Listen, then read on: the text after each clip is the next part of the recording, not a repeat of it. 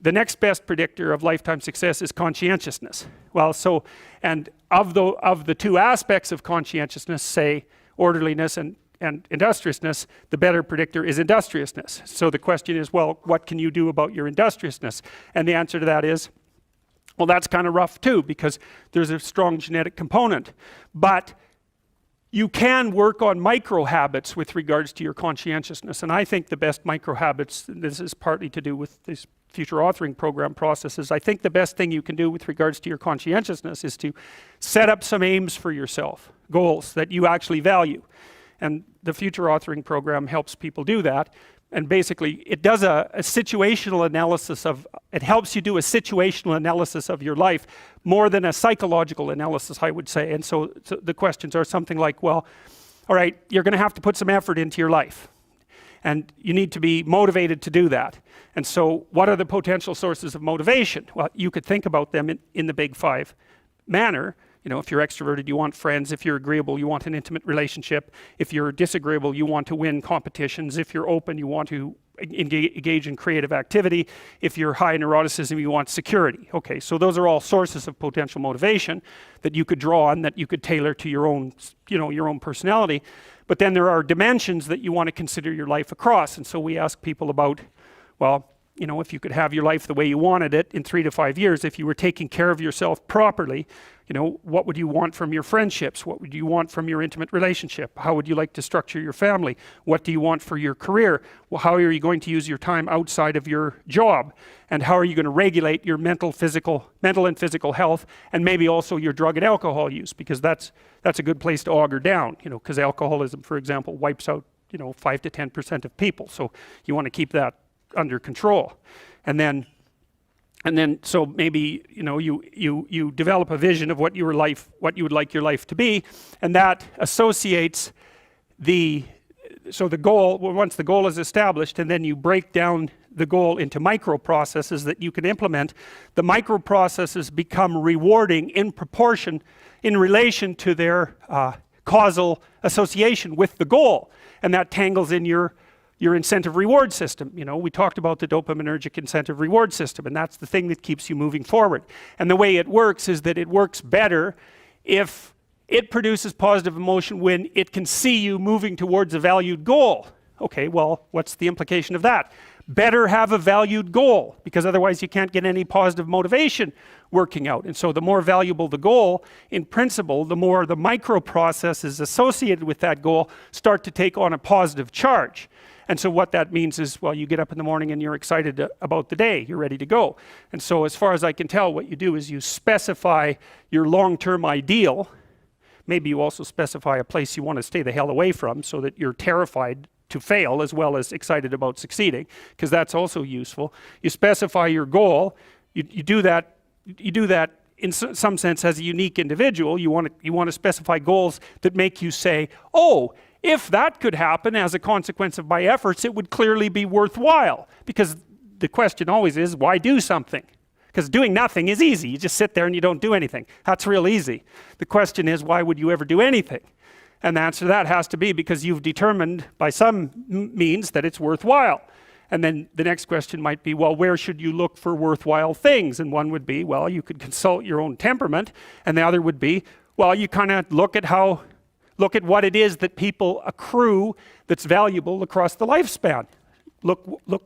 So you do a structural analysis of the subcomponents of human existence, and I already did that. You need a family, you need friends. Like, you don't need to have all these things, but you better have most of them. Family, friends, career, educational goals, plans for, time outside of work, attention to your mental and physical health, etc. That's what life is about. And if you don't have any of those things, well, then all you've got left is misery and suffering. So that's a bad deal for you. So once you set up that goal structure, let's say, and that's really in many ways that's what you should be doing at university. That's exactly what you should be doing, is trying to figure out who it is that you're trying to be, right? And you aim at that, and then you use everything you learn as a means of building that person that you want to be. And I really mean want to be. I don't mean should be, even those things are going to overlap. And it's important to distinguish between those because that's partly, and this is back down to the micro-routine analysis. So as I was saying, well, you're going to try to make yourself more industrious. Okay, number one, specify your damn goals, because how are you going to hit something if you don't know what it is? That isn't going to happen.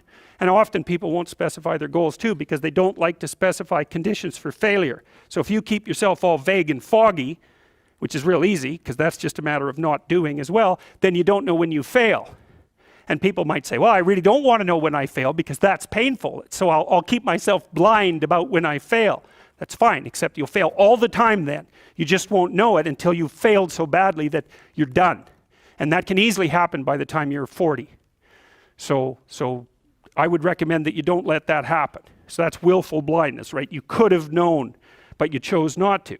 Okay, so once you get your goal structure set up, you think, okay, if I could have this life, it looks like that might be worth living, despite the fact that it's going to be, you know, anxiety provoking and threatening, and there's going to be some suffering and loss involved and all of that. Obviously, the goal is to have a vision for your life such that all things considered, that justifies your effort. Okay, so then what do?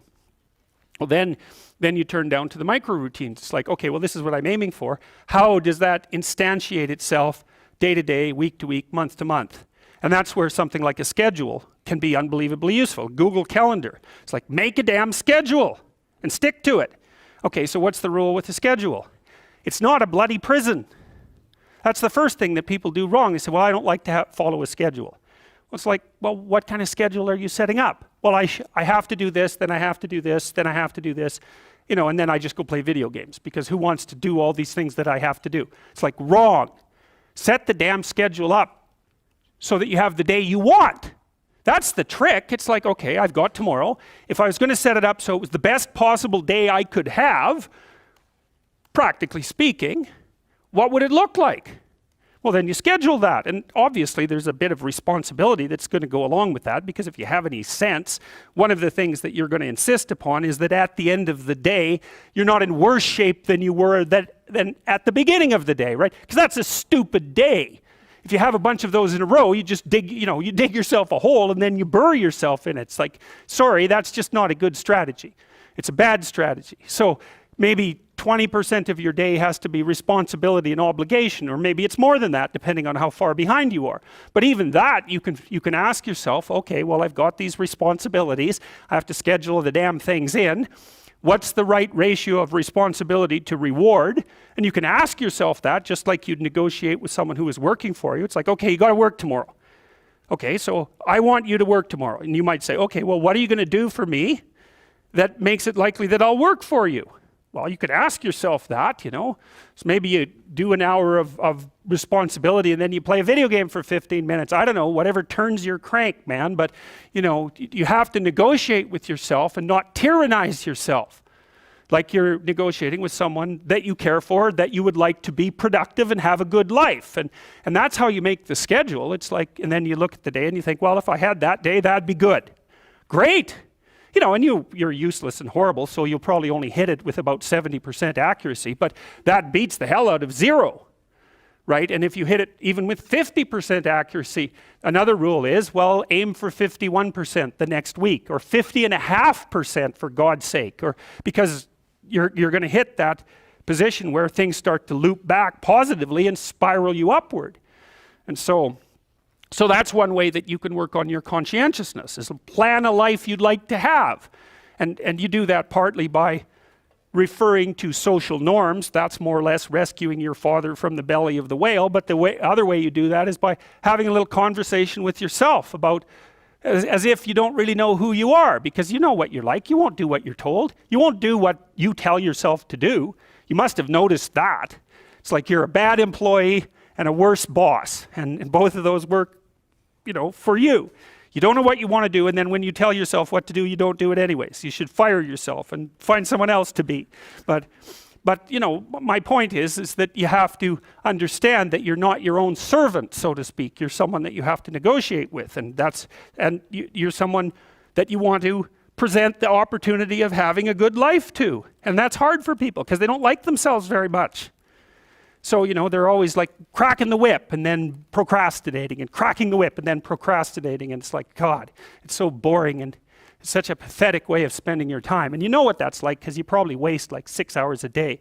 And I think we did an economic calculation about that a while back, right? Your time's probably worth $50 an hour, something like that. I mean, you're not getting paid that now, but you're young, and so this is investment time, and what you do now is going to multiply its effects in the future. So let's say it's $50 an hour, which is perfectly reasonable. So if you waste 6 hours a day, and you are, then you're wasting about $2,000 a week, or about $100,000 a year. So like, go ahead, but that's what it's costing you every hour. And you need to know what your damn time is worth.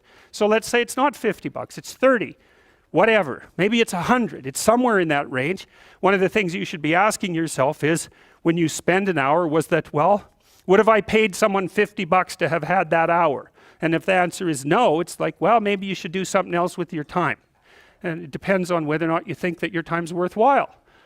But the funny thing about not assuming that is if you assume your time isn't worthwhile, what happens is you don't just sit around sort of randomly in a state of responsibilityless bliss. What you do is you suffer existentially. And so that seems like a stupid solution.